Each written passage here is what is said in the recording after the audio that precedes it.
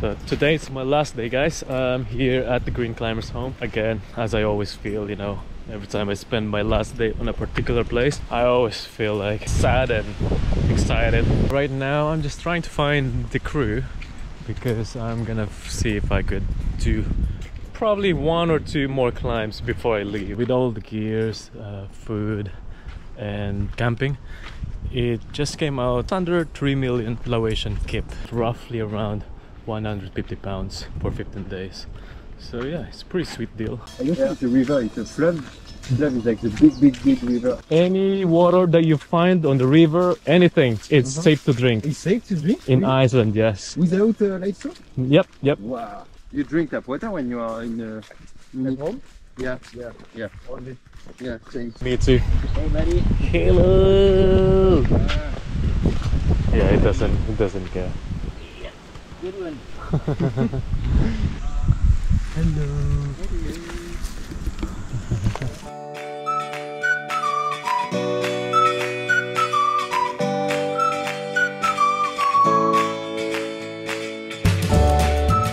Actually, really don't care because I know none of the routes, so I don't know which one is beautiful. Take a small hole and crimp it, you know what I mean?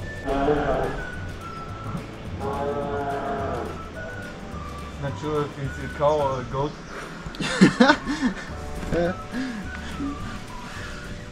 So I have done my last climb for today. It's a 5C, very good climb, very good view of the valley. It was nice, just chilled with Martin and Florian. I'm gonna go pack my things up now and return my equipments, the harness, chalk bag and my helmet back to the camp. I'm gonna head to camp to say goodbye to Manoli, Lisha and Alvin. Now I don't know, how do I get back to the camp? Yeah, I'm hoping that I'm in the right way. This is the one I'm looking for. So the plan is to spend a day in Thakhek because I only really have a half day of cycling. So I'm gonna stop in Thakhek, stay in one of the bike and hostel or something for a night, and that will give me a chance to stack up my food as well and maybe have a haircut. As you can see, my hair is super long. The last time I had the haircut was back in Bang Vieng. That was like 2 months ago. I'm really gonna miss this place.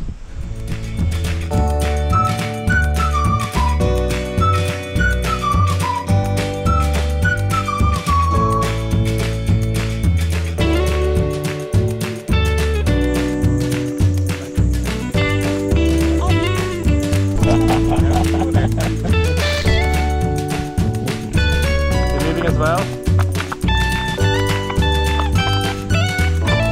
yeah, you too, bro.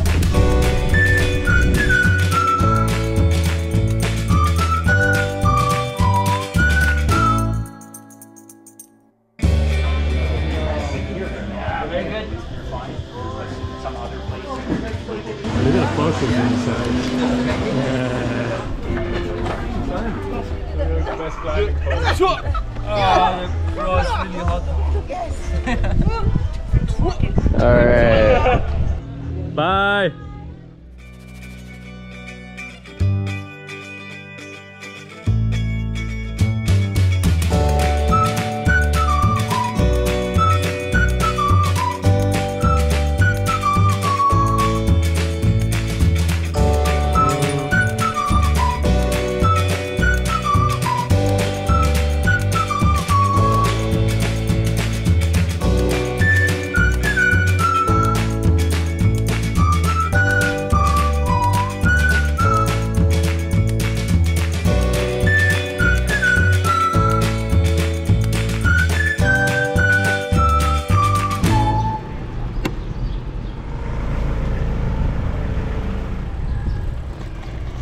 So I've just left the hostel.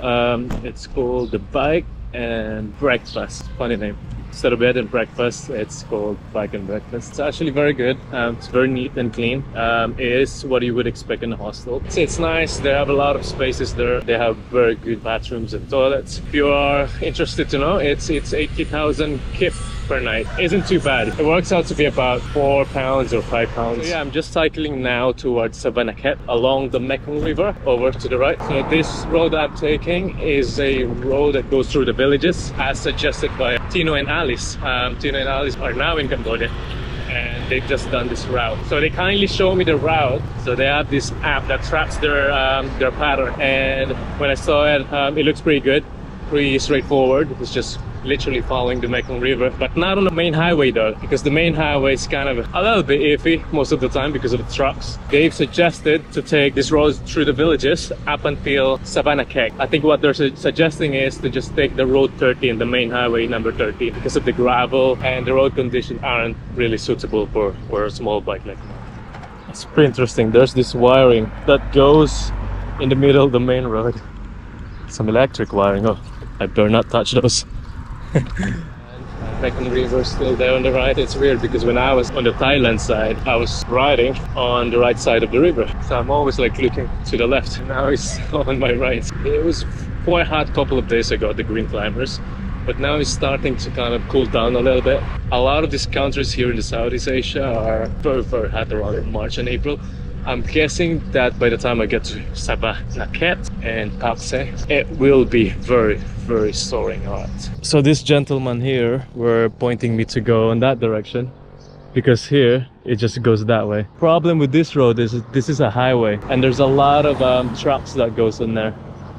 So the gentleman was right. This is the way, because if I carried on, I would have ended up the Mekong River with no entry point to the main road. It's not quite the main highway number 13 yet, but still goes through the villages, which is good. This is what I needed.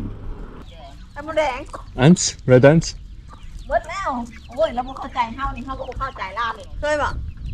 I'll try.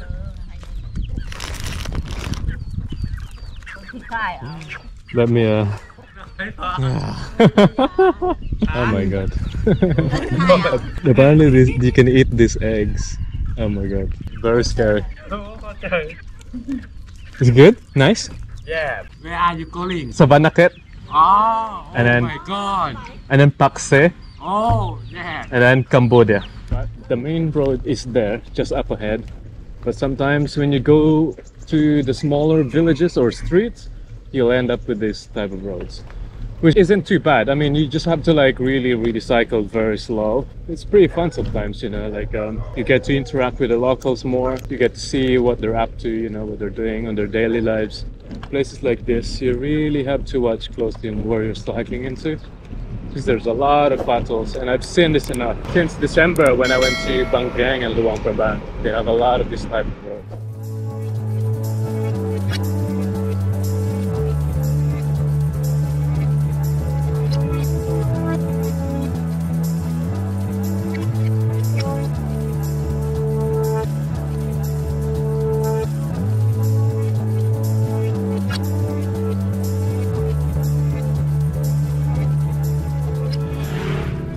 I've only cycled a few kilometers away from Thakhek, and I've already had this sense or memories of my childhood. I rode past this little street vendor cooking food. I smelled smoke, you know, like that fried thing. I don't know what they're doing.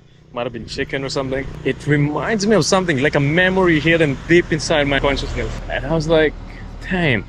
I realized Laos is Philippines. We share a lot of things. We look the same, the ingredients that we use for food are the same, and the weather, you know, that breeze in the air, it's all the same. I haven't had this feeling in a very long time.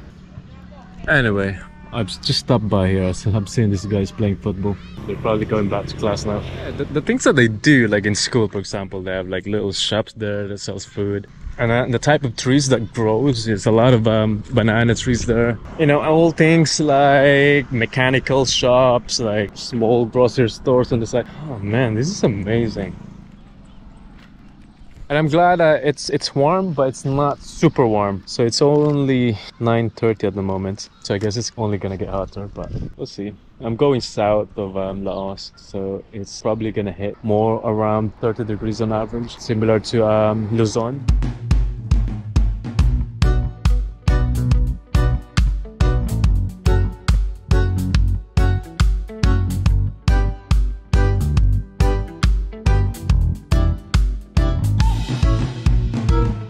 move my bicycle first on the other side and pull up my trailer, because trailer's a little bit tricky. I can't seem to like keep the wheels of the trailers in line with the platform, so that's why I had to detach this thing and then push them separately. So I've managed. It's pretty interesting. Look how busy this bridge is. And now I just have to make sure that I didn't pick up any punctures, because there's a lot of nails in there literally popping out of the woods. So the clutch is there, that's the handle with the brake over. I use these straps to carry all kinds of stuff, like lugs like this. So I do.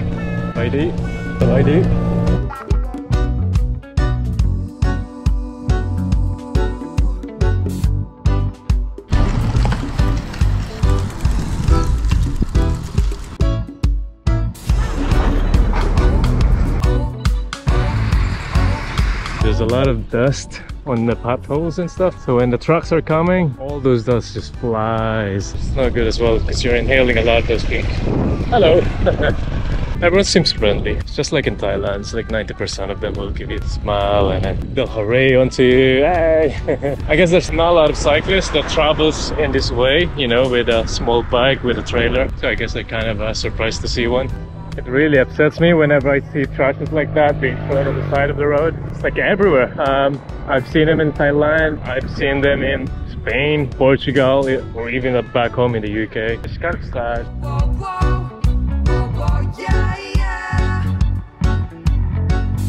Hello, how are you?